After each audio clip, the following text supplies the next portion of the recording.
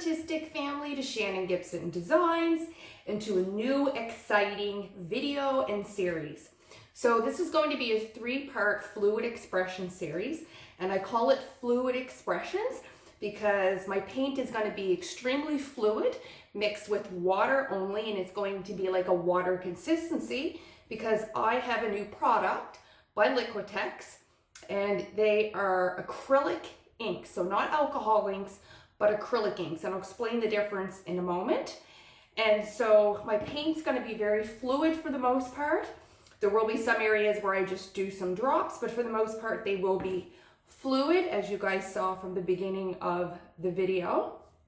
So I have 3 16 by 20s. It will be a 3-part series. They probably will not be consecutive, but you'll know it's part of the series because you'll see fluid expressions in the title. So what I really want is a diagonal design with a bunch of lines through it. It's got a lot of flow and movement, very soft and elegant, modern abstract art, which you guys know is all me. So before we get started, these acrylic inks are highly pigmented, and that is the difference between alcohol inks and acrylic inks. Alcohol inks are more dye-based, so you can reactivate them once you add water or alcohol, isopropyl alcohol, to them, as opposed to acrylic inks. Once you pour them on the canvas, you can work with them, add water to them as you're working with them, but once they completely dry, that's it. So think of it as a wine stain, it's there, okay? But what I wanted to do is use the silver, and then I have a new color called zinc, okay? My obsidian is out. I think you guys went and bought it all. And this was very close to it. It's like a mix between silver and obsidian together, and it's a beautiful color. And I'll be mixing that in, or not mixing it, but in conjunction with the silver. So I want to lay that first, the dark, the zinc, and then kind of lay the silver over top to kind of act as a glaze almost. And then what I also have is I bought these precision tips. I did that when I knew I was going to start alcohol inks, so that I can go in and make some really fine details with some lines, dots, so forth. Today for this series, I'll be using some lines, and I'll be highlighting some of them with the silver in my precision tip bottle. And then I will, at the end, I will be adding some more gold leaf. Now, I just found a hack for myself. It might not be, you guys might have known about it, but I really didn't want to pull the sheets completely out, and I use tweezers for that process. If you haven't already, go take a look at my abstract painting. My recent one I just posted, first time I used gold leaf. And what I did was I took parchment paper, you guys know I use it all the time, and I laid it underneath the orange covering, and I just sandwiched it in between so that I could really cut a bunch of pieces, because gold leaf is expensive, or leafing is expensive, and to use a whole piece for like a tiny section just isn't practical to me. So I will be highlighting some lines that I'll be making, and when I say lines, you guys will see. If you watch the whole video, you'll see what I mean by the lines. It's not a line painting, but there's a lot of movement, and I will be laying my colors separately on the canvas, as you kind of need to when you use acrylic inks. At least for me and the designs that you want, you can't mix all your colors together in one cup and pour them like you do in fluid art. So these are going to be extremely fluid. It's going to be beautiful. I'm hoping, keep your fingers crossed, and I'm really excited to get going. So let's start flowing.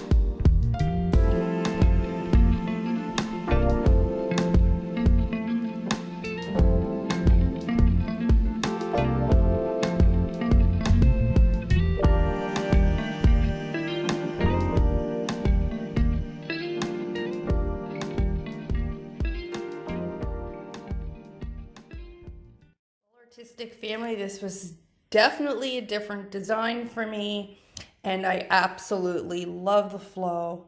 I love how vibrant the colors are, even once I rub them off and blend them in. Look at the variations of the color blend.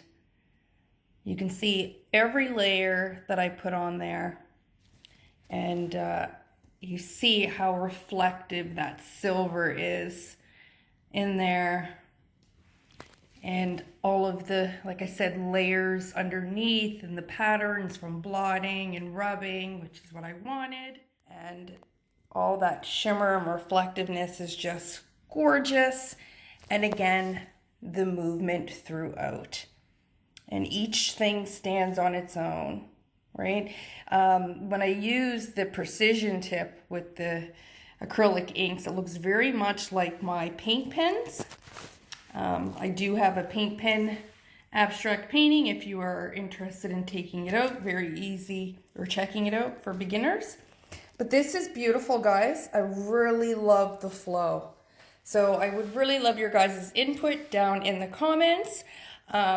The next two pieces to the series won't be like this.